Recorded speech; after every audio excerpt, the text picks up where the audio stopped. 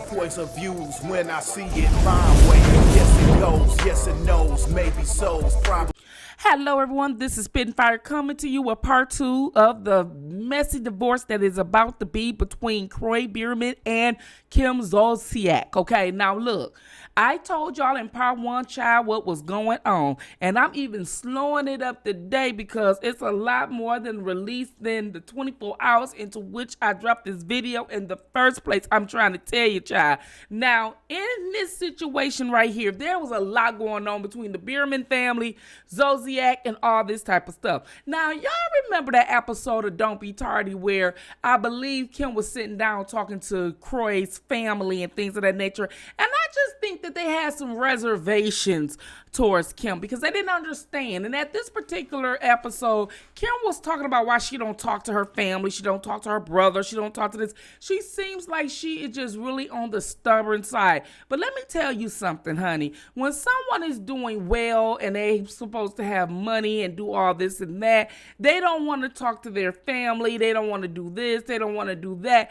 But I'm telling you, she don't have Big Papa no more, and Bierman or Kroy, whatever, he doesn't have the coin like Big Papa. She's not living in a way, and I'm telling you, she's gonna need her mother. Okay, now if her mother watches her kids for that very same $100 that she said in this particular episode, trust me, she is going to sit up there and appreciate somebody watching those kids for $100. I'm telling you. And so this episode, she was explaining why she don't talk to her mother, which was so trivial to these women. They didn't even understand why would Kroy be with somebody so petty, okay? So spoiled and entitled. And that's what they were thinking of when they were talking to her. You could just see their whole demeanor, and she was trying to explain why and justify why she don't talk to her mother and her brother, and they just wasn't even understanding it or having it.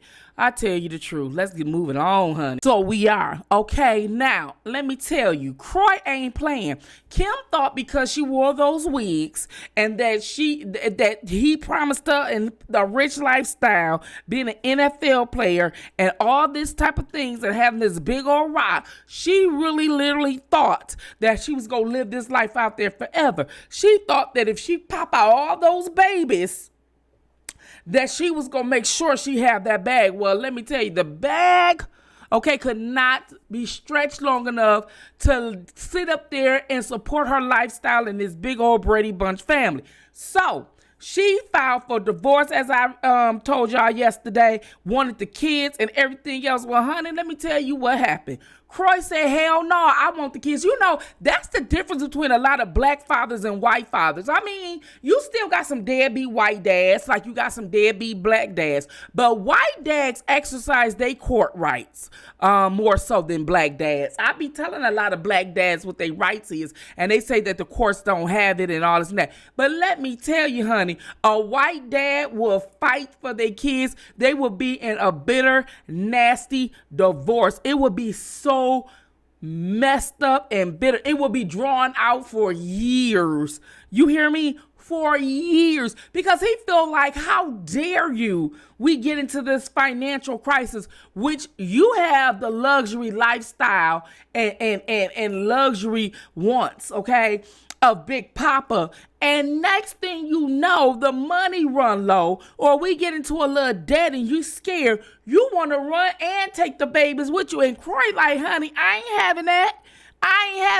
I done taught your kids how to drive. I done gave your kids the last name when they didn't even have a last name because they last name was known all over the place. And now I made it as to where we one family, and you think you just gonna be able to take the kids and just run and make me struggle to pay you when it ain't no money together for us in the first place? Is why you sitting up there divorcing me anyhow. The money ran, Kim ran. Now Kroy like, if you go run, you gonna leave my babies here. You not gonna run and take my babies and then have me fetch this bill and have to pay all this while you sit. You better sell those wigs. You better ask. Like I told y'all in part 1, she going back to Atlanta Housewives. She going back to Andy. Yeah, she going back to Andy. And I can tell you, this is going to be a good storyline. Y'all know Andy messy. Y'all know Andy would definitely have Kim back on for this storyline to play all out. And I can hear it now. Kim having the storyline, getting back to the housewives. And then she crying while they going out to eat.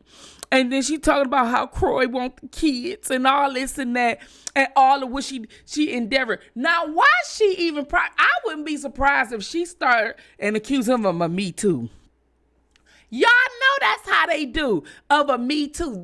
She is going to Me Too him. He was abusive. She gonna pull every punch that she can. Kim is the original Karen. In my opinion. I mean, Kim, Karen, it all started with a K, right? I'm just keeping it a bug. But thank y'all for tuning in to Spin Fire. I'm your girl, R.A. Fire out.